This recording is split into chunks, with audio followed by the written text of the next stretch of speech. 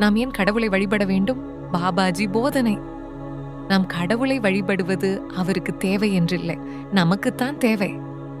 பாபாஜி சொல்கிறாரு, கடவுள் தூரத்தில் இருப்பவர் அல்ல, உன் சுவாசத்தில், உன் உணர்வில், உன் மனசாட்சியில் இருக்கிற சக்திதான் கடவுள். வழிபாடு என்பது கோவிலுக்கு போவதல்ல, மலர் சாத்துவதல்ல, விளக்கு ஏற்றுவதல்ல. உன் மனத்தை சுத்தம் செய்வதே வழிபாடு. வாழ்க்கையில் துன்பம் வந்தால் மனம் உடையும், அவமானம் வந்தால் அகங்காரம் எழும், தோல்வி வந்தால் நம்பிக்கை குலையும். அந்த நேரத்தில் உன்னை உடைக்காமல் காப்பாற்றுவது வழிபாடு.